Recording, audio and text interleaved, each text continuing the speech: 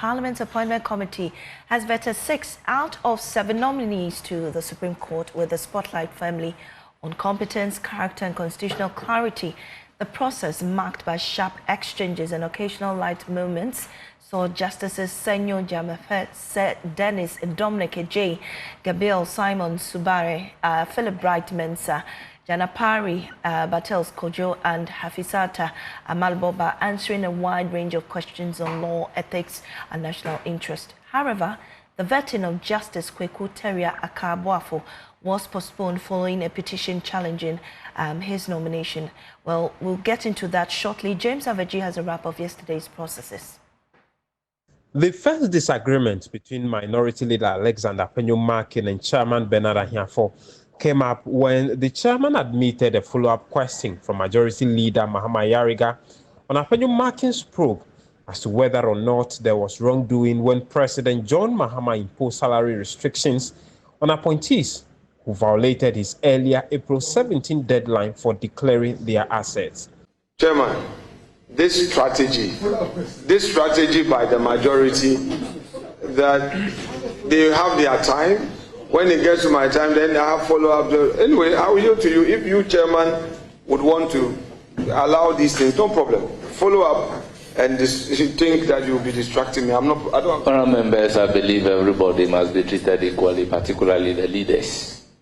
There are instances where the minority leader called for a follow-up question and has been granted the floor to ask a follow-up question. The ranking member again registered his protest when Bernard Ahiafo insisted that the nominee should not answer a question to the same matter which he believed was answered earlier. The two grew furious, with the chairman insisting that he cannot be intimidated by the posture of his ranking. I cannot be intimidated by you. I'm a man with indomitable spirit. I still rule that the question has been asked. The nominee will not answer this question again. Pose another question. Finally, the committee made headway as a nominee, Justice Hafizata Amal-Boba, established that there is a void created by the Constitution when it failed to provide specific sanctions for failure to declare assets within a specific period. Honourable Chair, as has been stated, that there is no punishment regime, then what it would mean is that there's a lacuna in the law, and that must be addressed. It would need some deliberation on how this should proceed. For instance, presently we have the Constitutional Review Committee sitting.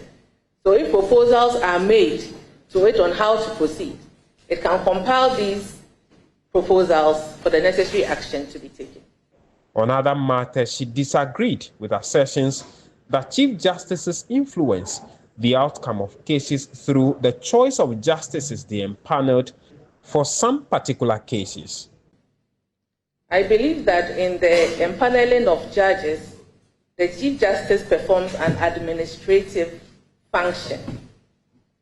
Now, this administrative function is a function that has been given her by the Constitution.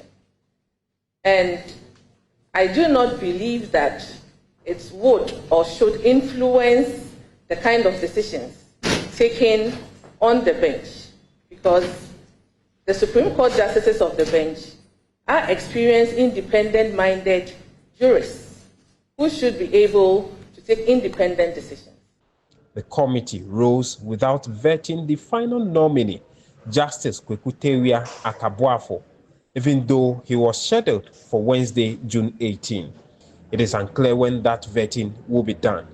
James Aveji, Parliament House, Accra.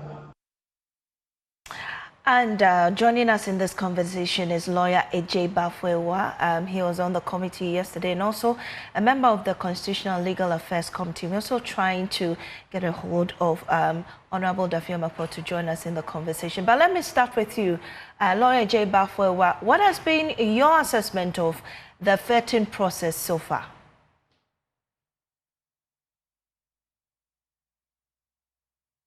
In my humble view, it can be better. It can be better.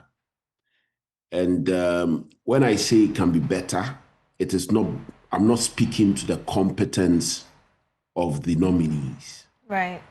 Or the other conditions they have to satisfy under the Constitution. I'm referring to our own internal arrangement, Right. the procedure, the processes and procedure. I think it can be better.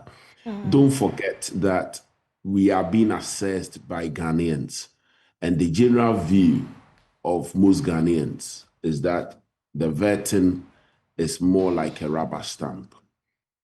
And so we would have to work hard to satisfy Ghanaians who more or less we represent, that indeed we are working. Right. And so it can be better. That's all I can say now. Well, we're glad to have Honorable Roxanne Daffy-Amakpo joining us right now, also on this discussion. Honorable, you're welcome to our desk. What's your own view of the process so far?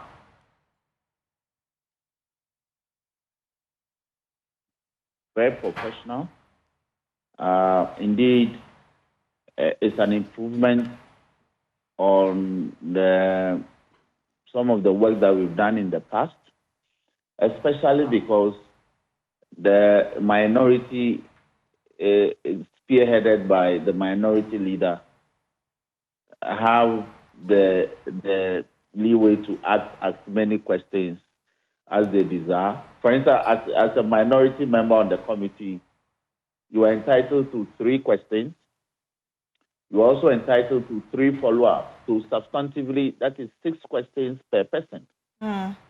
When it gets to leadership, you are entitled to 5 questions and 5 supplementary to each. It used not to be the case. Now, when it comes to the minority leader, who is a ranking member to the committee, you cannot attest to the fact that he has so much leverage that people actually say that he can ask questions ad infinitum. In fact, he can actually decide that he has had enough for a day and that he will come and continue on the next day. In the past, even the minority leader was limited to time. And I have had the privilege of not being a member, but participating in the process. When I joined the committee as a friend, the chairman never gave me opportunity to ask questions. And the records will bear me out. So if my brother says that it can be better, I hope that he would have compared it to what used to be the standard in the past. In any case, we are vetting Supreme Court judges.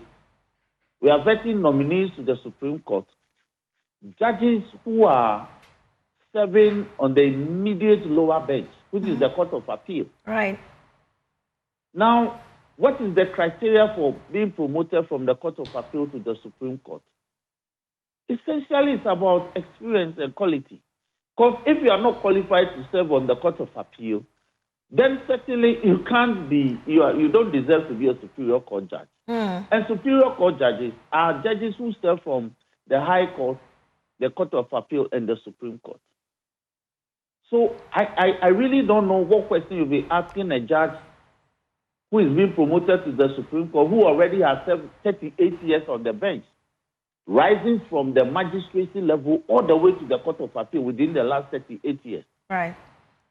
There are some persons that the previous government, the immediate previous government, appointed to the Supreme Court who spent nearly just 3 years as a Superior Court judge. So this is the distinction. This is the difference. All the men and the women who appeared before us, these six judges out of the 7 nominated, tell me which of them is it merited to be promoted to the Supreme Court? Just a single one. All of them merit it. And politics aside, this is all we are looking for. Right. So, Honorable Awa, what will be the benchmark or key qualities that you're looking for if you say that it can be better? Okay, so I think very respectfully, you may have forgotten or missed what I stated in my initial remark. It wasn't in respect of the qualities of the nominees. No, It was not in at all. respect of our internal. So when you say, what qualities am I looking at when I say it can be better, then very respectfully, unless you are very I'm referring specific. to the committee. Good. To appreciate what we need to do, there is the need for me to correct certain misconception in respect of some of the things my brother has stated. The appointment to the Supreme Court is not a promotion. It is an appointment. If you are a Court of Appeal judge and you are being appointed to the Supreme Court, merely because you are going to a higher court doesn't make it a promotion. Judges are not promoted from one court to the other. It is a fresh appointment which is being made. That point ought to be settled. Very respectfully, it is not a rank. It is not a rank such that everybody at a lower court is automatically qualified to be sent to the Court of Appeal at some point. No, it is not. It is a fresh appointment. The second point that has to be made for us to appreciate what we are dealing with is that when you look at the Constitution of the Republic of Ghana, the only judges who are vetted on their appointment are Supreme Court judges. The interesting thing is that at all material times, all the judges have one common qualification consideration, or the considerations for the appointment of all Superior Court judges, right? Beyond or apart from the number of years are all the same. That is proven integrity, high moral character, right? Proven integrity, high moral character. Okay. And so if merely because you have served at a lower court, that is the High Court or the Court of Appeal, okay, then and we shouldn't have a problem with you being appointed to the Supreme Court, then we shouldn't even let such people come for vetting. We shouldn't, because you have already been a judge. And the consideration for your appointment is that you should be a person of high moral character and proven integrity. And because you have already been appointed to the High Court or the Court of Appeal, you are deemed to be a person of high moral character and proven integrity. The rest will be for you to satisfy us in terms of your number of years at the bar, for which reason then vetting is not necessary. But the Constitution doesn't look at it from that perspective. The Constitution is looking at it from the perspective that once a person is being appointed to the Supreme Court, that person should undergo vetting. Why is the Constitution saying so?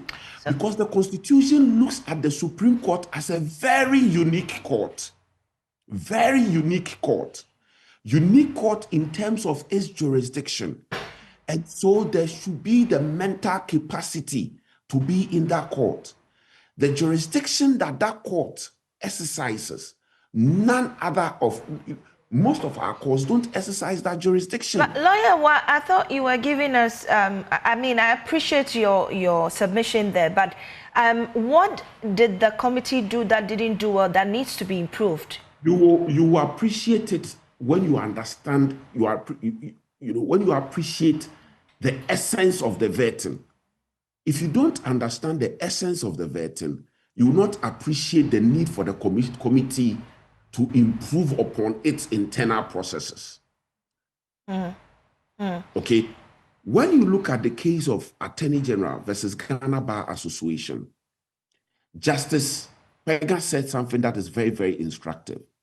He said that when you look at the Constitution of the Republic of Ghana, what amounts to proven integrity is not spelled out. What amounts to high moral character is not spelled out.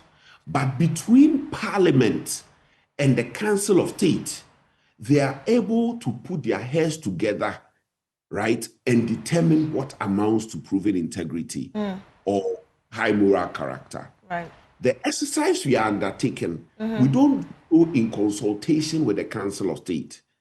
It is for us to assess the judges who have come before us.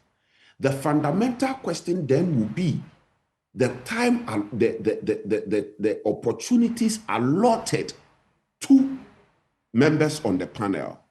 Are they sufficient for members of the panel to do a diligent work? So you want the time to be improved? Wait, we would have to compare to international best practice. When you look at the vetting of ministers, vetting of Supreme Court nominees in other jurisdictions, particularly the United States of America, is this what prevails there? No, it is not the allotment of six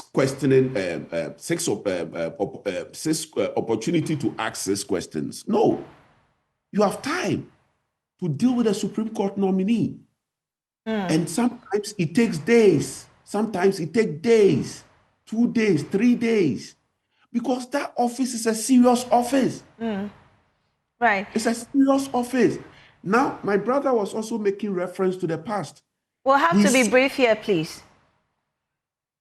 My sister, very respectfully, I think that this will require a lot of... I understand you, but if you could be very brief for me so I can go to Honorable Roxy. Okay, so in my humble view, we need to review how we do the vetting.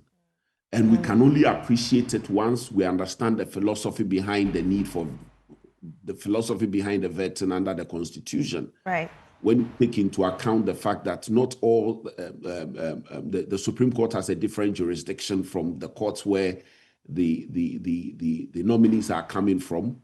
It is not a promotion, it is a fresh appointment.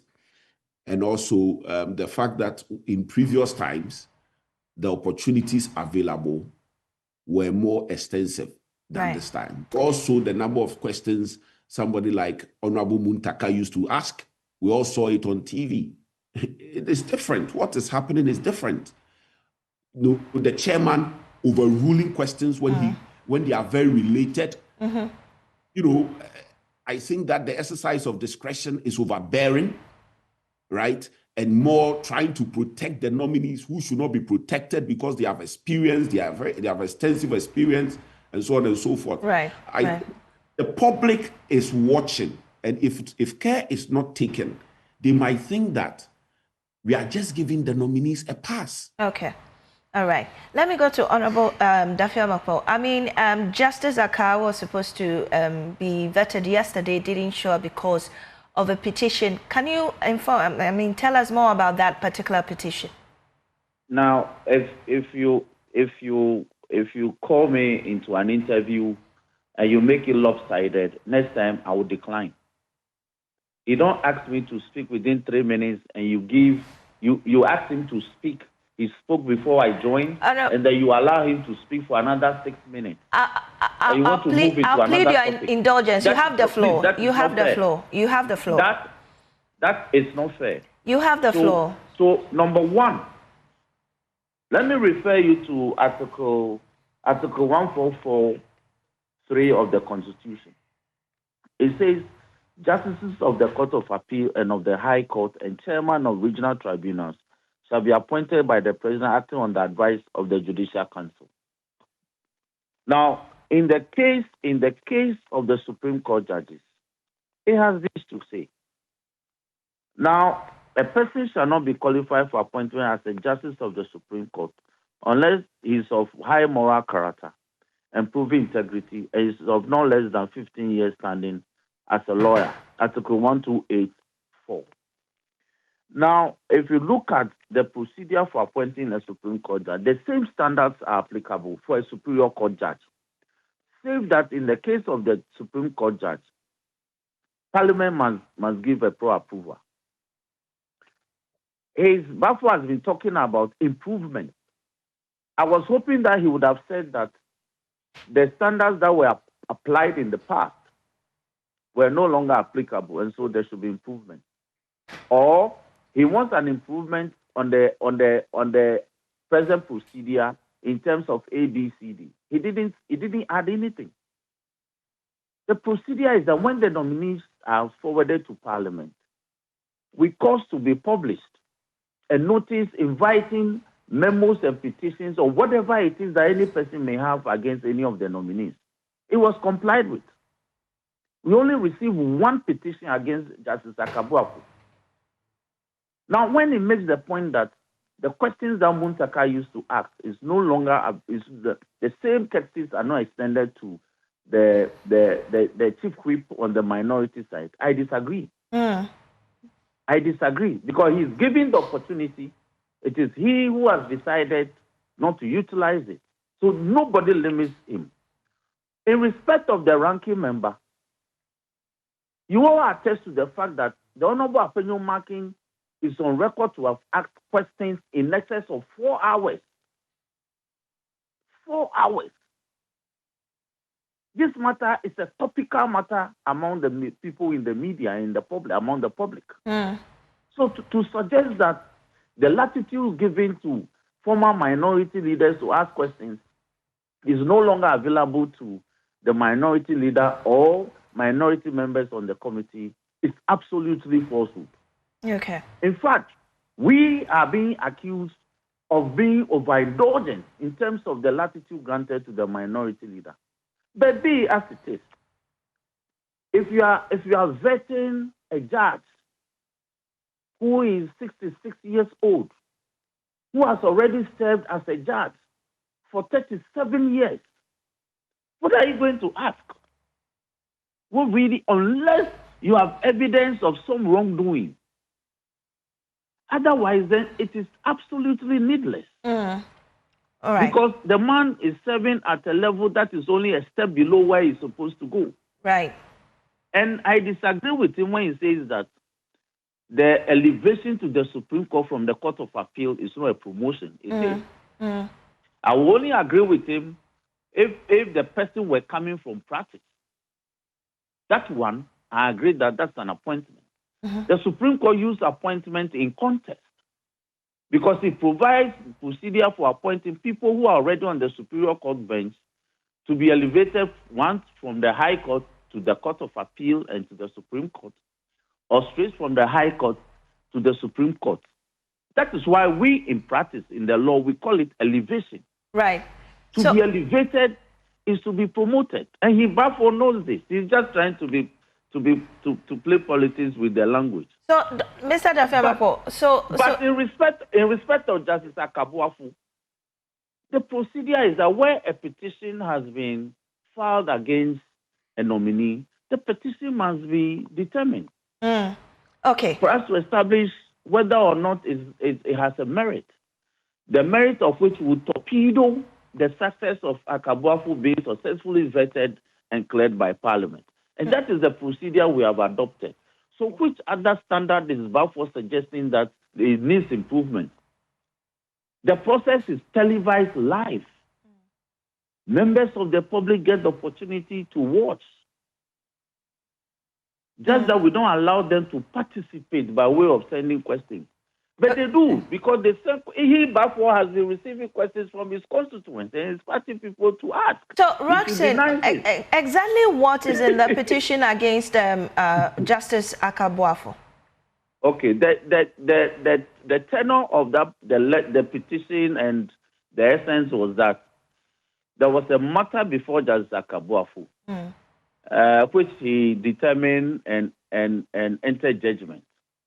And the petitioner claimed that as a party in that case, Justice Ackaah-Boafo abused him verbally in the judgment. Okay. Now, we have perused the petition. We have also perused the judgment. What we have discovered is that Justice Ackaah-Boafo actually quoted from an exhibit adduced by the petitioner as a party in the case. It is the content of that exhibit that he quoted verbatim as part of the judgment to make a point. So if the contents of the exhibit that he quoted were offensive, then those were not the words of Justice Ackaah-Boafo. They were the contents of exhibits that form part of the court's records, which he relied on to make a point in some part of the judgment. But we'll deal with this matter. That is why the chairman and all of us saw fit to withhold his vetting until we deal with the petition and establish the merit or otherwise of it to be able to make progress. If it is meritorious, then we'll report back to plenary. All right. If it is not, all right, then we'll do the needful and still report back to plenary. All right. Okay. Grateful for your time here on our desk. Gentlemen, we'll have to, suspend this conversation for lack of time. I'm so grateful for joining us on our desk. And moving on.